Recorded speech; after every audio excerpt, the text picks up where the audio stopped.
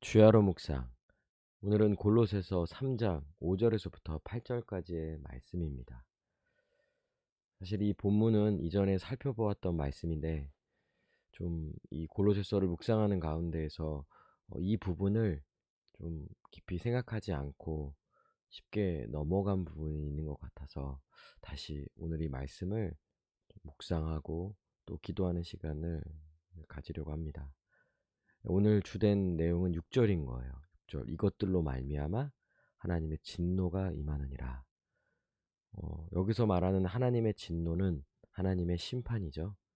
죄에 대한 하나님의 심판.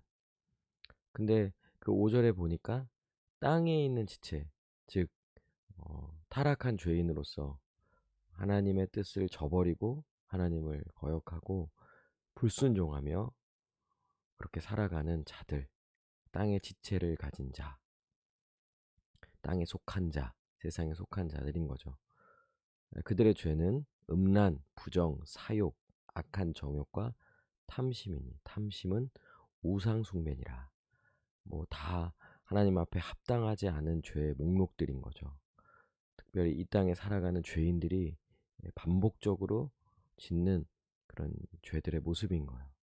그 중에서도 이제 이 우상 숭배, 즉 하나님을 하나님으로서 섬겨야 하고 하나님이 있어야 할 자리에 하나님을 대신하여 우상을 만드는 거예요. 오직 하나님만이 우리의 삶의 주인이시고 우리에게 최고의 기쁨과 평강과 안식을 주시는 분이라는 것. 이렇게 고백할 수 있는 유일한 대상은 오직 하나님뿐인 거죠. 그런데 하나님이 있어야 할 자리에 이 세상의 것들로 눈에 보이는 방식으로 우상을 삼아서 그것들을 하나님이냐 섬기며 그렇게 해서 자신의 이 탐심을 채우고 그 죄악된 그 부패한 그 마음에 만족감을 주고자 하는 이런 죄악들을 저지르며 살아가는 것이 바로 죄인들의 모습인 거죠. 근데 생각해 보면 지금 이걸 불신자들에게 말한다면 뭐 너무나도 자명한 일인 거죠. 그런데 지금 이걸 지금 쓰고 있는 이 편지를 읽고 있는 대상이 교회라는 거예요. 전 이걸 생각했을 때 우리가 지금 일상에서 혹은 이 땅에 살아가는 동안 우상 숭배와 같은 이런 죄에 대하여서 그냥 회개하면 되지. 맞죠? 이것도 맞고요. 또 회개함으로 용서를 받고 죄 사함을 얻는 거죠. 그런데 이런 죄가 그냥 단순히 나의 삶에 좀 힘든 일을 초래한다든지 마음을 어렵게 한다든지 좀 불행하게 만든다든지 이렇게 한 개인적인 측면에서 나의 유익의 관점으로만 본다면 너무나도 크게 좁은 의미로서 생각하고 있는 거예요. 결국 이런 죄는 하나님의 진노를 받게 된다는 거예요. 여러분 여기서 이 하나님의 진노는 장차 우리 가운데 일어날 일인 거죠. 즉 세상의 끝날 하나님의 진노가 이 죄악된 땅에 악으로 가득한 이 땅에 속한 모든 자들에게 이 진노가 쏟아지는 거죠. 하나님의 심판이 내려지는 거예요. 7절에 너희도 전에 그 가운데 살 때에는 맞아요. 우리가 예전에는 예수님 믿기 전에는 이런 삶에 대해서 조금 더 어려워하거나 문제 삼지 않았죠.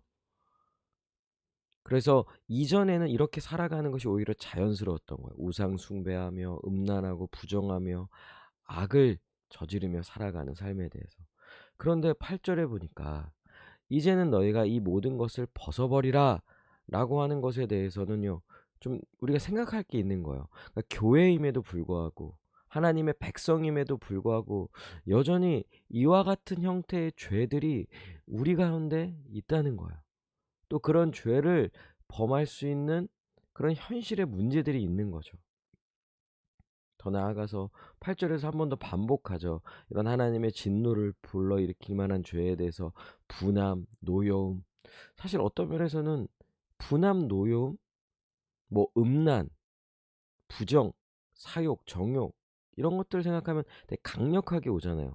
근데 분함, 노여움 이런 거 생각하면 분을 내고 화를 내고, 예, 그 분을 삭히지 못하면서 억울함을 호소하며 상대방에 대해서 되게 악의적인 이런 말들을 한다든지, 뭐 악의적인 말이 꼭 다른 건 아니에요. 뒤에서 험담을 한다든지 명예를 실추시키고 하는 이런 부분들. 근데 이런 것까지를 포함해서 이것이 다 하나님의 진노에 받을 만한 그런 죄가 된다라는 거예요. 그러니 이런 건 나쁜 거야, 이런 건 잘못된 거야, 이것을 넘어서서 우리 가운데 있는 이런 죄들이 결국 하나님의 진노를 받아야 될 것들이라는 거예요. 그럼 장차 있을 하나님의 진노를 생각한다면, 또 이 모든 죄가 다 하나님의 진노를 받아야 할 죄라면 우린 지금 하는 일에 대해서 좀 더 경각심을 가져야 하고, 이것이 하나님의 진노를 불러일으킨다라는 이런 생각을 통하여서 이 죄에 대해서 심각하게 생각하고, 그러니 어떻게 합니까? 빨리 벗어버리는 거죠. 이런 모습들이 우리 교회에 있어야 하는 거예요. 예, 그렇지 않으면요, 죄에 대해서 쉽게 열어두거나 간과하는 일들이 있을 수 있는 거죠. 그러니 장차 모든 사람에게 있을 하나님의 진노를 생각할 때 오늘 우리는 자신의 삶에 대해 경각심을 갖게 된다라는 거예요. 그러니까 하나님의 진노 이런 걸 생각하면은 보통 크리스찬들이 이런 건 너무 어두운 거 아닙니까? 우울한 거 아닙니까? 무서운 거 아닙니까? 이렇게 말하는데, 신자에게 있어서도 하나님의 진노를 생각한다라는 건 오히려 오늘 나 자신의 삶에 대해서 경각심을 갖게 될 수 있는 거예요. 그 말은 뭐예요? 깨어 있게 되는 거죠. 더욱 집중해야 할 것에 집중하고 피할 것에는 더 신속하게 피할 수 있는 거예요. 하나님의 진노를 피하는 것은 선택사항이 아닙니다. 가장 시급한 일이고 모든 죄인에게 있어서 가장 두려운 일이며 가장 피해야 할 일인 거예요. 그러니 구원을 이야기할 때 구원이라는 건 뭐예요? 하나님의 진노를 피하는 거예요.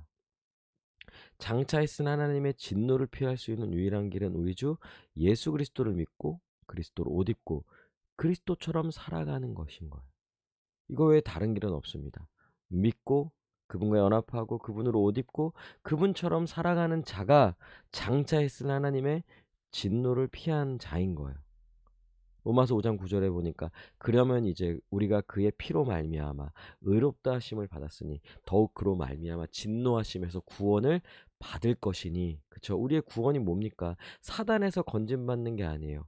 죄 짓던 삶에서 죄 짓지 않는 삶으로 변화되는 정도가 아닌 거예요. 하나님의 진노에서 벗어나는 거예요. 장차 쓸 하나님의 진노. 여러분, 이 진노, 하나님 쏟아지는 진노 앞에 모든 죄인이 다 서게 됩니다.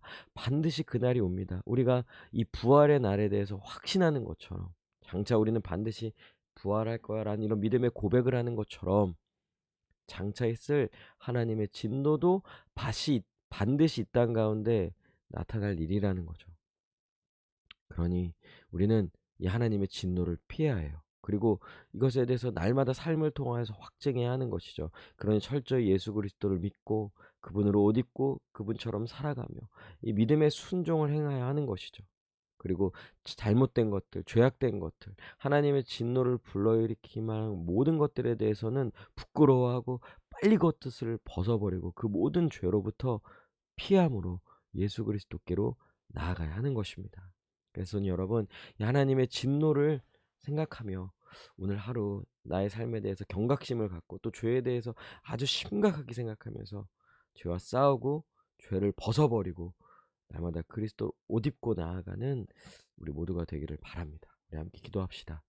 장차 있을 하나님의 진노에 대해서 두려워하는 마음을 가지고 또 자신의 삶에 대해서 진지하게 고민하게 해달라고, 장차 있을 하나님의 진노에 대비할 수 있는 유일한 길인 예수님을 더 굳게 믿고 예수님으로 옷 입고 예수님처럼 살아가게 해달라고 이 시간 함께 기도하시겠습니다.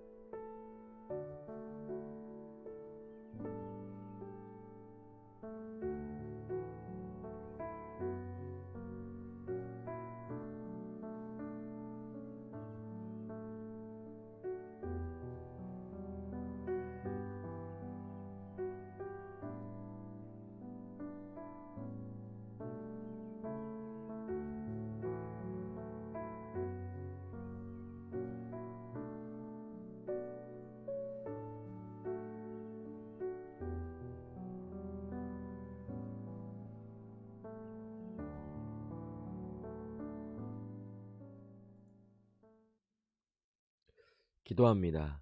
하나님, 하나님의 진노를 두려워하며 죄를 심각하게 생각하고 깨어 있으며 죄를 벗어버리고 오직 하나님의 뜻대로 오직 믿음으로 예수 그리스도와 함께 살아가는 우리 모두가 되게 하여 주시옵소서. 감사드리며 살아계신 우리 주 예수 그리스도의 이름으로 기도합니다. 아멘. 오늘도 주님 안에서 승리하는 복된 하루 되시길 바랍니다.